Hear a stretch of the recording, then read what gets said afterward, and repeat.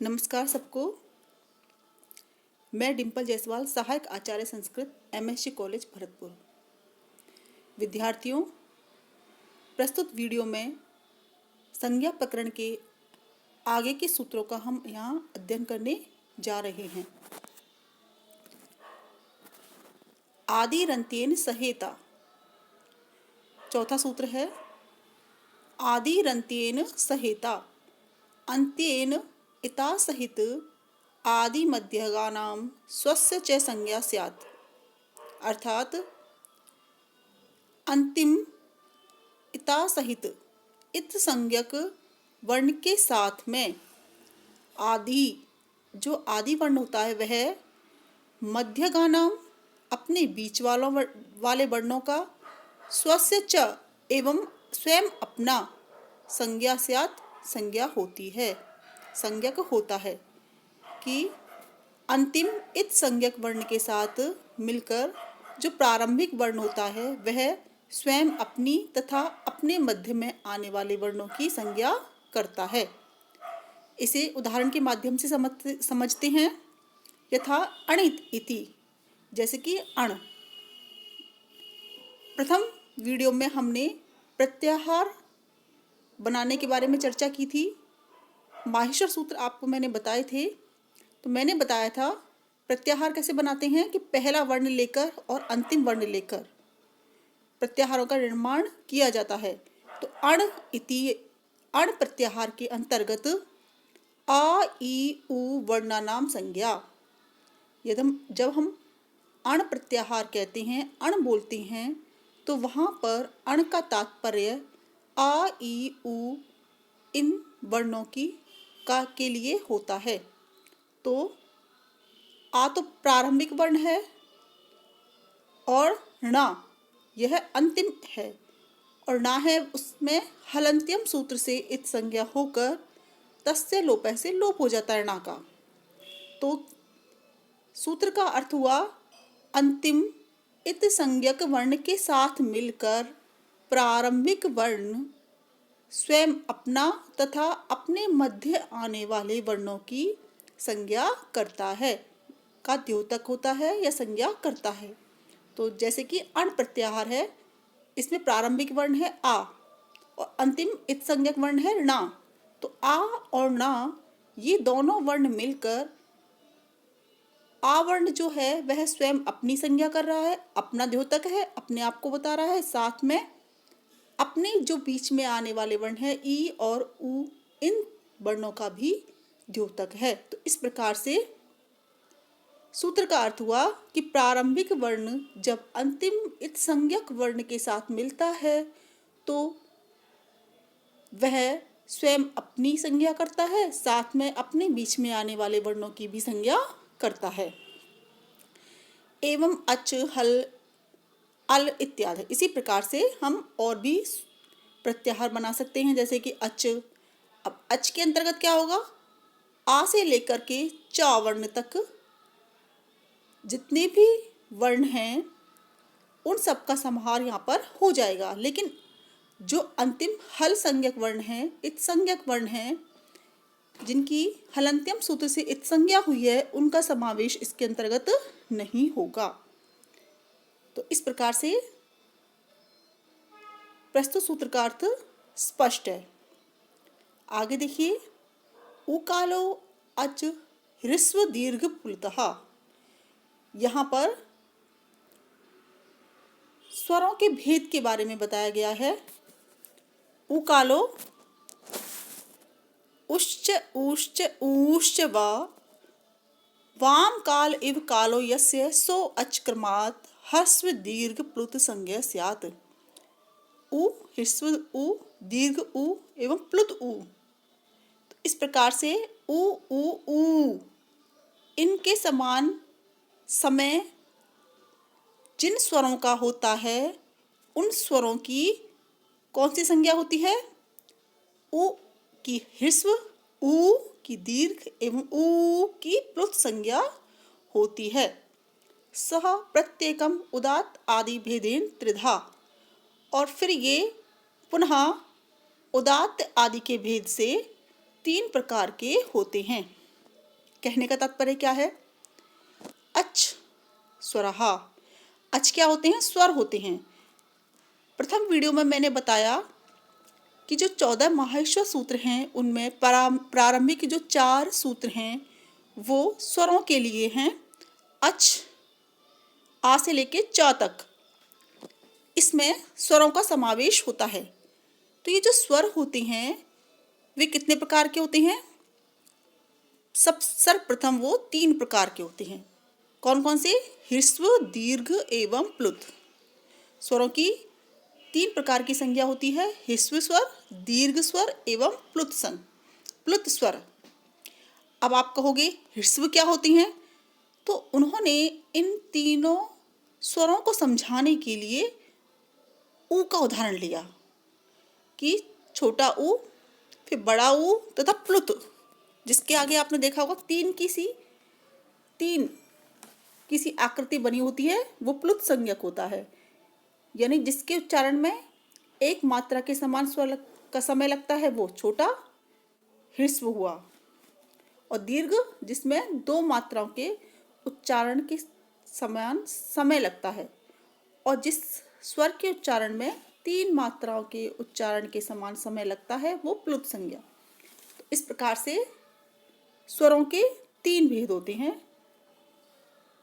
ह्रस्व, दीर्घ एवं प्लुत। तो उकालो यानी ऊ और दीर्घ प्लुत ऊ के समान जिन स्वरों का जिन स्वरों का उच्चारण काल होता है उन स्वरों की क्रमशः अच, ह्रस्व, दीर्घ, प्लुतः, उन स्वरों की क्रमशः ह्रस्व, दीर्घ एवं प्लुत संज्ञा होती है।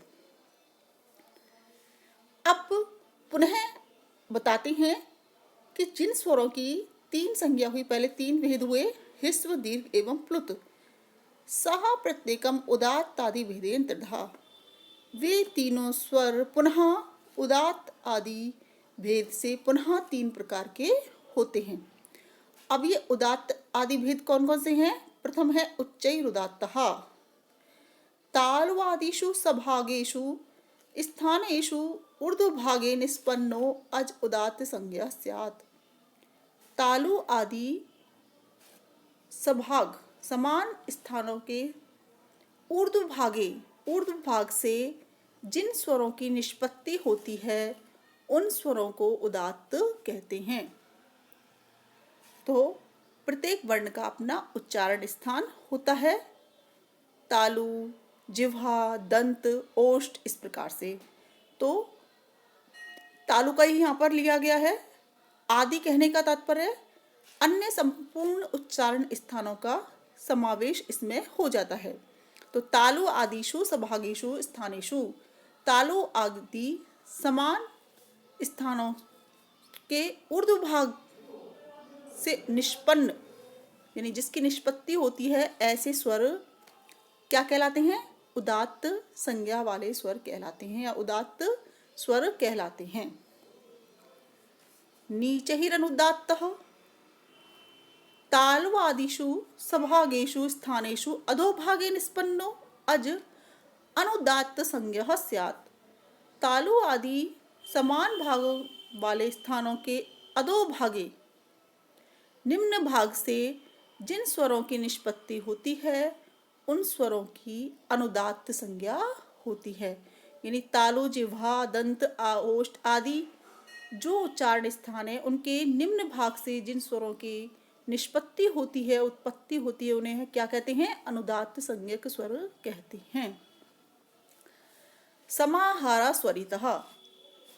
समाहारा जिस स्वर के उच्चारण में उपर्युक्त दोनों ही गुणधर्मों का समावेश होता है उन स्वरों की स्वरितः स्वरित संज्ञा होती है।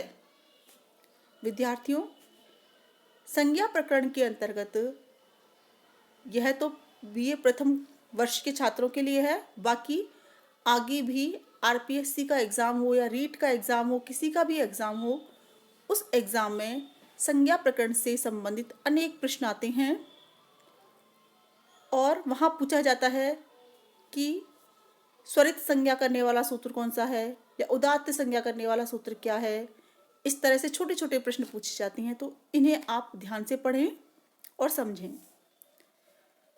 समाहारा स्वरितः, तो समाहार यानी समाहार होता है, समावेश होता है। किसका समावेश होता है? उपर्युक्त दोनों ही, उदात्त और अनुदात्त दोनों ही गुण धर्मों का समावेश जिन स्वरों के उच्चारण में होता है या जिन स्वरों की निष्पत्ति में दोनों ही गुण धर्मों का समावेश होता है, उन्हें उनकी स्वरित संज्ञा होती है।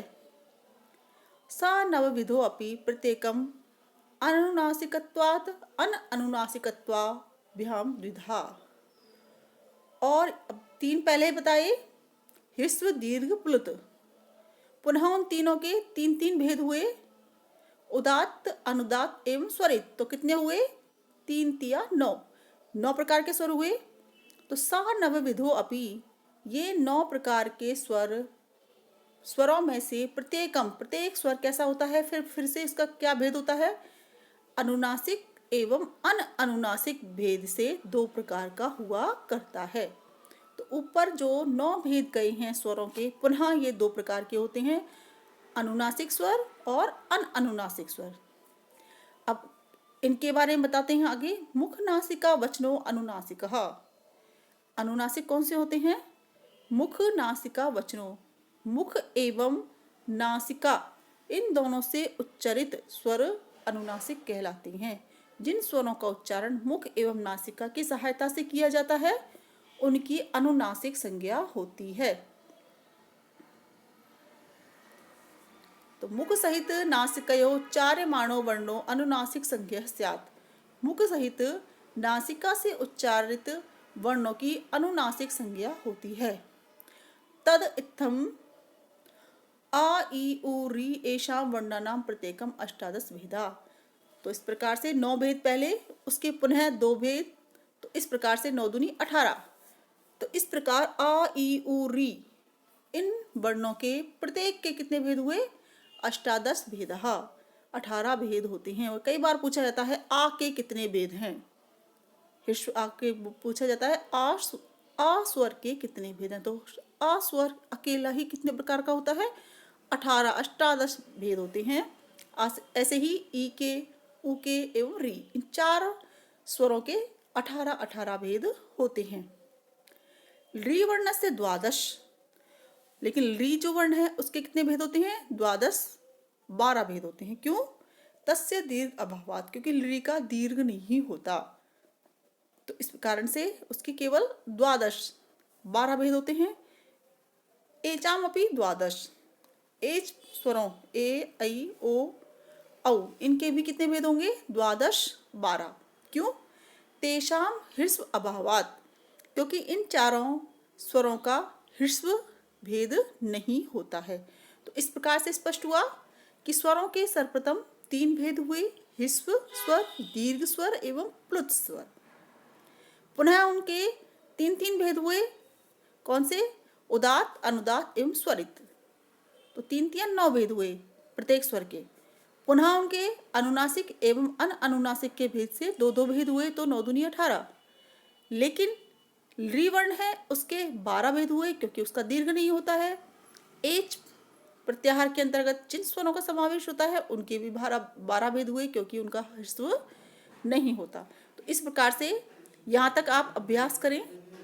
आगे के वीडियो में हम इससे आगे के सूत्रों का अभ्यास करेंगे। धन्यवाद।